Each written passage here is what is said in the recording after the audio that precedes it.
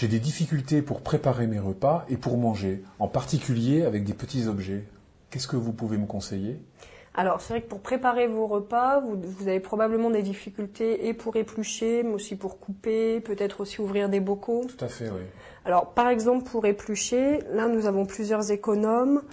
J'ai un modèle qui ressemble à celui-là. Mhm. Et quand je l'utilise, j'ai mal au pouce parce que je procède de cette manière, en fait. D'accord. Alors, c'est vrai que là, vous sollicitez beaucoup la colonne du pouce.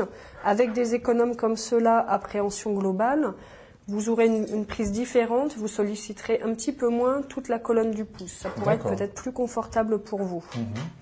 Après, vous avez également un économe comme celui-là. Si vous avez besoin d'utiliser vraiment une seule main, il peut être fixé à la table et comme ça, vous épluchez d'une seule main. D'accord, très bien. Vous m'aviez parlé aussi de la découpe. Qu'est-ce Oui, qui vous est difficile? Donc, ce qui est douloureux, je m'y prends de cette manière et en fait, j'ai mal au poignet quand j'utilise le couteau comme ça. D'accord. C'est vrai que vous avez tendance à casser le poignet, ce qui doit entraîner des douleurs pour vous. Alors, vous avez des couteaux comme celui-là à manche verticale qui vous permet de garder le poignet dans l'axe de l'avant-bras. D'accord. La colonne du pouce aussi est maintenue et ça peut être moins douloureux pour vous. D'accord, très bien. Vous avez aussi par exemple un appareil comme ça qui peut vous aider à couper les pommes sans avoir à utiliser de couteau. Ok. Et pour ouvrir les bocaux? Alors, pour ouvrir les bocaux, vous pouvez avoir quelque chose comme ça qui est d'une matière antidérapante qui va vous permettre de plus agripper le bocal. Ah oui, d'accord.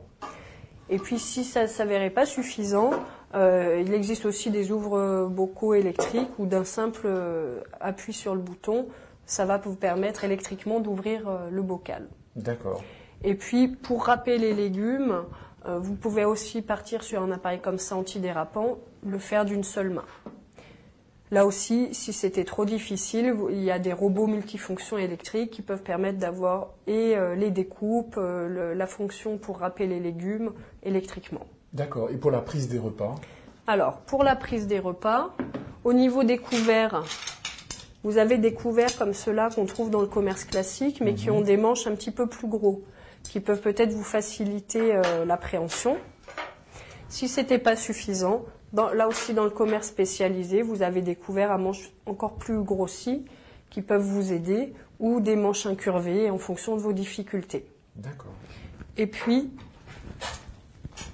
il existe des sets antidérapants qui peuvent vous permettre de maintenir les choses aussi bien pour préparer les repas que pour manger. Par exemple, maintenir un petit peu plus un saladier ou une assiette pour vous permettre de manger, notamment si vous utilisez une seule main. D'accord. Là très aussi, bien. un rebord d'assiette ou des assiettes à rebord pourraient vous aider. D'accord.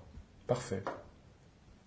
Comment est-ce que je peux aménager ma cuisine pour faciliter la préparation des repas et la vaisselle?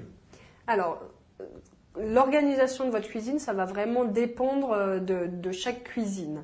Mais d'une manière générale, déjà, ce que vous pouvez faire, c'est d'avoir un plan de travail disponible entre la plaque de cuisson et l'évier. D'accord.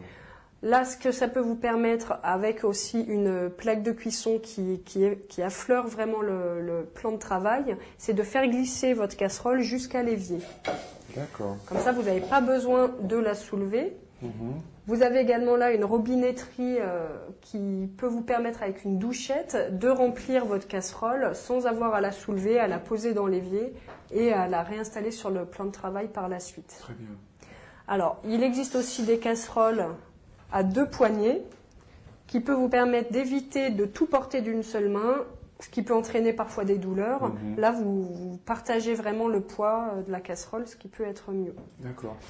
J'ai aussi des difficultés pour voir le niveau de cuisson, en fait, lorsque je prépare des repas. Qu'est-ce que je pourrais faire?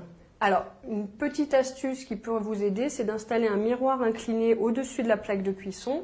Ça peut vous permettre de voir vos aliments dans la casserole en regardant directement dans le miroir. D'accord, très bien. Là également, la plaque de cuisson a des témoins lumineux qui permettent d'indiquer si la plaque est encore chaude ou non. Ouais, pour éviter de se brûler, quoi. Exactement, notamment pour les personnes qui n'ont pas de sensibilité. D'accord. Je vois à côté de votre miroir différentes installations. Est-ce que c'est intéressant dans ma situation? Alors là, ce sont des tablettes sur lesquelles sont posés des épices, des condiments et des petits appareils électroménagers fixés au mur. Donc ça peut être intéressant, ça permet de tout avoir directement à portée de main lorsqu'on cuisine. Si ce n'est pas possible ou si on n'a pas assez de plan de travail à proximité, ce qui peut être intéressant également, c'est une tablette à roulettes comme celle-là, qui permet aussi de tout avoir à portée de main et de porter des choses d'un point à l'autre de la cuisine. D'accord.